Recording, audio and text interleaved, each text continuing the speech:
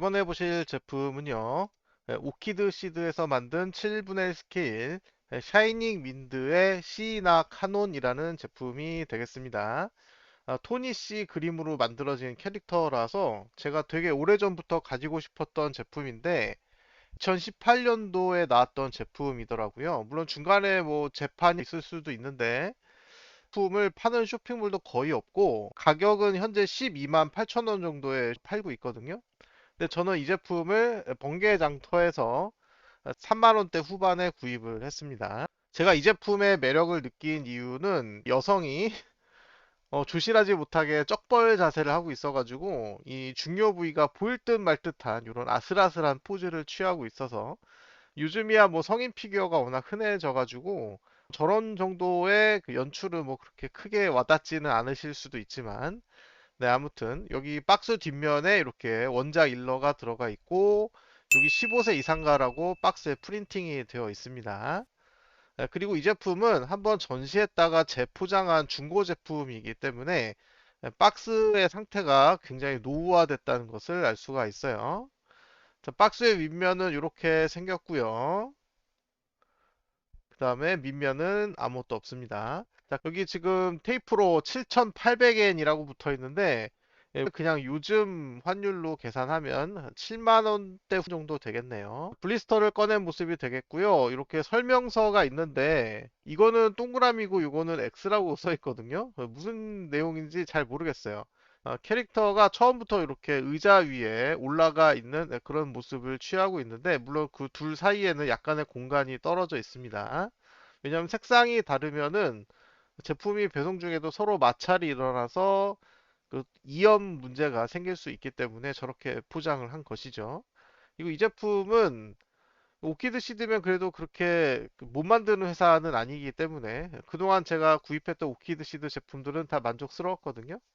어쨌든 정말 오랜만에 제가 가지고 싶었던 제품을 아주 저렴한 가격에 구할 수 있어가지고 상태도 되게 양호한 것 같고. 자, 구성품을 살펴보도록 할게요. 먼저 요 검.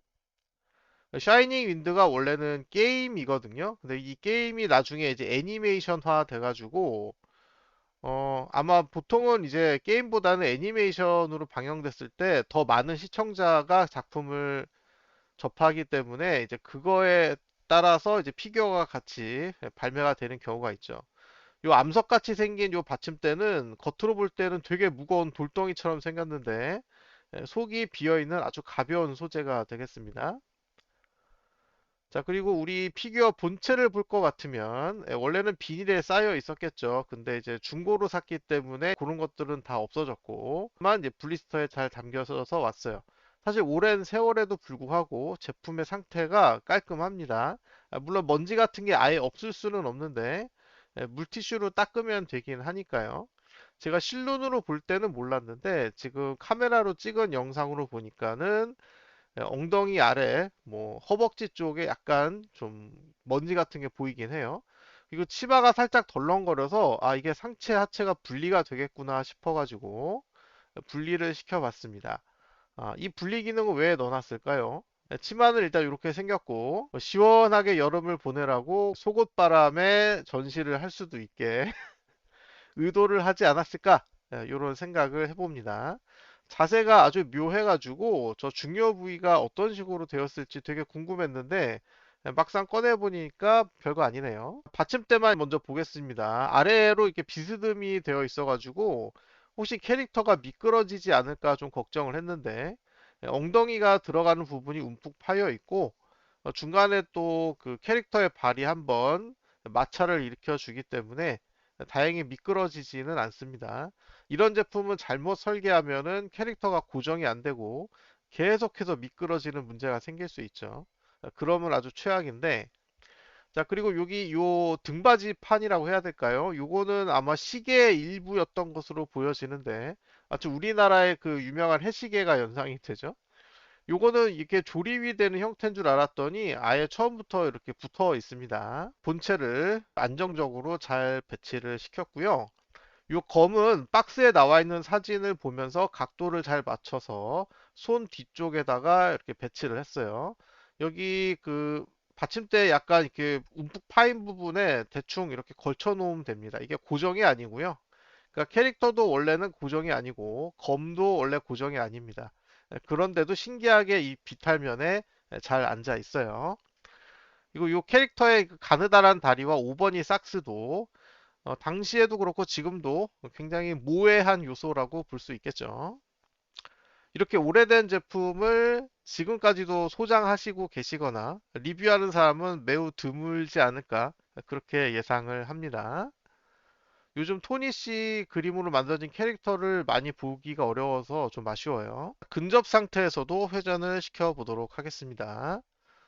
이상하게 캐릭터들이 역해가 얼굴이 다 똑같은데도 이제 머리 색깔이나 모양에 따라서 전혀 다른 느낌이 들기도 하고 캐릭터들이 다 예뻐요. 그래서 그 토니 씨가 저런 그림체를 한번 완성을 시켜가지고 나중에 많은 후배 작가들이 저 얼굴 형태를 많이 참고를 한 것으로 알고 있습니다. 물론 요즘 서브컬처 게임들의 역해 그 그림체는 토니 씨 그림체하고는 좀 차이가 많이 난다고 볼 수가 있겠죠. 어쨌든 저는 이런 그림체를 좋아합니다. 토니 씨 그림체로 만들어진 캐릭터들을 모아놓은 장식장 칸을 지금 보고 계신데 뒤에 가려서 잘 안 보이는 캐릭터들이 몇 개 있고요.